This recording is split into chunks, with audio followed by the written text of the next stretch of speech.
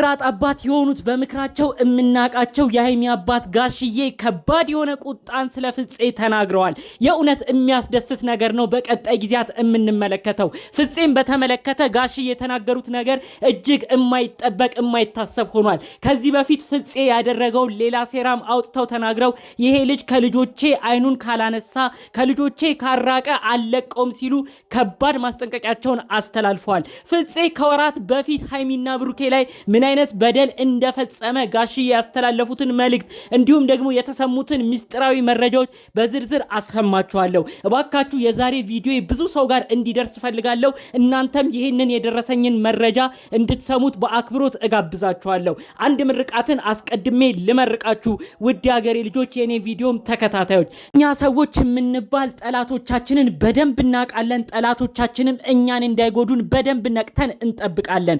ነገር ግን ወዳጅ መስሎ ጠላት ከሆነብን ሰው እኛን ገመና ሁሉንም አውቆ የኛ ያዘነ ሰው መስሎ ለኛ ወዳጅ መስሎ ጠበቃ መስሎ ከጀርባ ግን ለኛ ጉድጓዳችንን ከሚቆፍር እንደ ፍፄ አይነት ከመሰለ ጓደኛ ወዳጅ መስሎ ጠላት ከሆነ ሰው ባጭሩ ፈጣሪ አምላክ ሁላችሁንም ይጠብቅልኝ። ይህንን መረጃ የምትሰሙ ሁሌ ምርቃት የሚመቸው እንደተለመደው ቪዲዮን አሁኑኑ ላይክ በማድረግ ይጀምር። እንዲሁም ደግሞ ለቤት አዲስ ሆናችሁ እባካችሁ ሰብስክራይብ በማድረግ የኔም ቤተሰብ ሁኑ። እኔም የብሩክና ሃይሚ ወዳጅ አድናቂ ነኝ። ቡቡና ሃይሚዬ አይለያዩም ብዬ ሁሌም ሰብክ ሰው ነኝ። እባካችሁ የኔን ቤተሰብ እንድትሆኑኝ በአክብሮት በፍቅር ነው ጠይቃችሁ። ቀጥታ ይዤ ወደ መጣሁት ዝርዝር መረጃዎቼ ነው በዚሁ እማመራው። ጋሽዬ ከቡታጅራ በጣም ወሳኝ መረጃን የተናገሩት ፍፄ የተባልክ ልጅ ምን አይነት ስራ ነው የምትሰራው? በአካል እስካገኘ ብቻ ነው የምጠብቀው አንተ ልጅ ብለው ነው እንግዲህ ጋሽዬ በጣም ከባድ ንግግር የተናገሩት። እኔ ሁሉን ነገር ሚዲያ ማውጣት አልፈልግም፣ ነገር ግን መረጃ እነሱ ላይ የምትሰሩ ሰዎች ይሄን መልእክቴን አድርሱልኝ ብለው ተናግረዋል። ፍፄ ጋር ደጋግመው ስልክ ደውለውለታል። ሁኔታውም ተናደው ጋሽዬ እሳት ለብሰው እሳት ጎርሰው ለምን በልጆቹ መካከል መጥፎ ትሆናለህ ብለው ፍፄ ሊናገሩ ደጋግመው ደውለዋል። ነገር ግን ፍፄ ያደረገውን ስራ ጠንቅቆ ስለሚያውቅ የጋሽዬን ስልክ አልመለሰም። ጋሽዬ በሁለት ነገር ነው የከፋኝ ብለው ነው መልእክታቸውን ያሰሙት። አንደኛ ፍፄ የተባለው የብሩክ ወዳጅ ነኝ የሚለው ልጅ ምን ነው እንደዚህ ሆነ? ምን ነው ለልጅስ ጨካኝ ሆነ?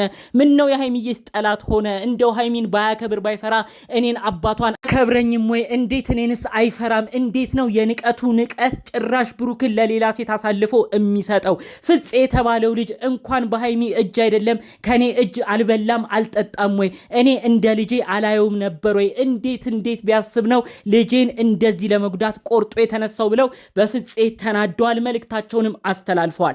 ፍፄ የተባለው ልጅ እኮ ለብሩክና ሃይሚ እንደማይበጅ አስቀድሜም ተናግሬ ነበር። ከዚህ በፊት የሰራው አንድ ከባድ ስህተት ነበር ብለው በዝርዝር ነው ያሰሙት። እንግዲህ ፍፄ የሰራው ስህተት የሚገርማችሁ ከወራቶች በፊት የተፈጸመ ነው።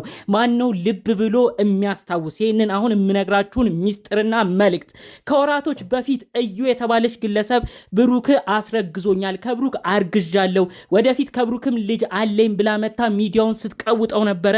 ብሩክና ሃይሚ እስከ መለያየት እንዲደርሱም ብዙ ነገሮች ስታረግ የነበረች አንዲት ልጅ ነበረች። የብሩክ የድሮ ፍቅረኛ ነች። ከብሩክም አርግዣለሁ እያለች ነበር ግግም ብላ ሚዲያ የመጣችሁ። በዛ ወቅት ግን ጋሽዬ ብሩኬን እኔ ተማመንበታለሁ፣ ልጄ ሃይሚ አይዞሽ ተረጋጊ፣ ሁሉም ሐቁ ይወጣል ብለው ጋሽዬ ለብሩክም ለሃይሚም እንዲጽናኑ እንዲረጋጉ ሲናገሩ ነበር።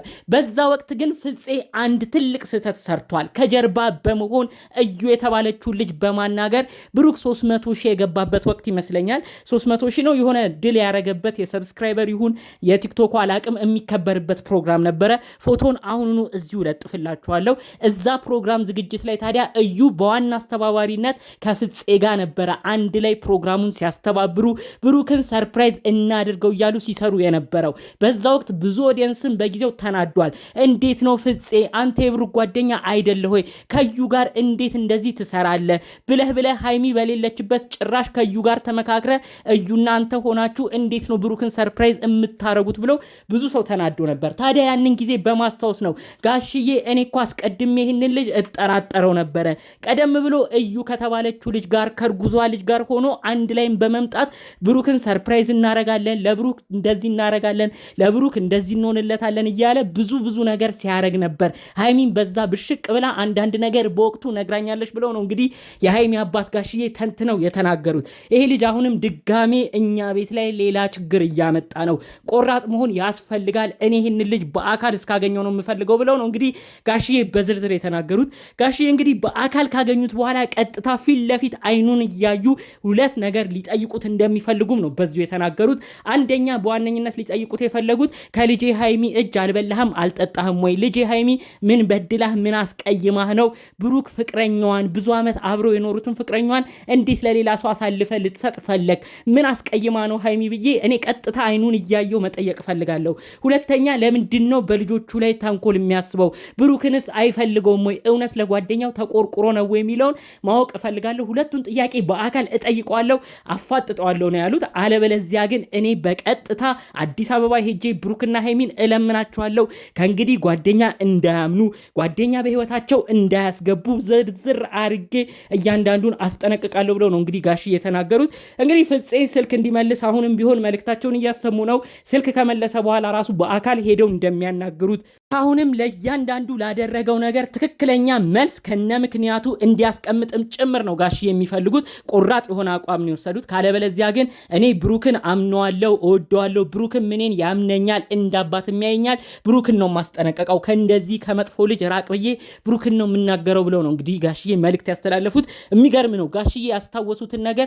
እኔም አሁን ስነግራችሁ ማን ነው ቆም ብላችሁ ያሰባችሁት የዛሬ 2-3 ወራት ብሩክ ደስታውን ቀን ሲከበርለት ፍፄ የተባለው እዩ ጋር ነበር አንድ ላይ ሆነው ለብሩክ ድግስ ያዘጋጀ ነበረው ሃይሚን ትቷት ሃይሚን እንዳልነበረች አድርጎ የብሩክ የደስታው ቀን ላይ ከዩ ጋር ተመሳጥሮ ነው እንግዲህ የብሩክን ደስታ ቀን አብረን ልናከብር ነው ከዩ ጋር የመጣ ነው ብሎ ሃይሚን ረስቶ ብዙ ነገር ሲያደርግ የነበረው ያ እንደ ቀልድ ታይቶለት እዩም ረገብ ብላ ይሄ ልጅ በቃ ዝም ብሎ በወቅቱ ስሜታዊ ሆኖ ነው እንደዚህ ያደረገው ብሎ ሁሉን ነገር ሰው ከረሰው በኋላ ዛሬ ደግሞ እንደ አዲስ መጥቶ ለኔ ለብሩኬ ለጓደኛዬ ለወንድሜ ጨነቃለሁ ብሩክ ከእንግዲህ ጭቅጭቅ አያስፈልገውም አፍሳላት ነች የምትገባው ብሎ አፉን ሞልቶ መጥቷል ብዙ ኦዲየንስ በሽኳል ተናዷል ይህንን አስመልክቶ ሃይሚ ራሱ ቀጥታ ፍፄን ማናገር እፈልጋለሁ ከፍፄ ነው ምላሽ መስማት እንፈልገው ብላ ብዙ ነገር ስትናገር ነበር እንዳያችሁት በዛሬው ቪዲዮም ፍፄን ቃል በቃል ሳታናግረው ብሩክ በድንገተኛ ህመም ምክንያት ብሩክን ለማናገር ወደ ቤት አምርታለች ማለት ነው ፍፄ የሚተውክ ሰው የለም እናንተ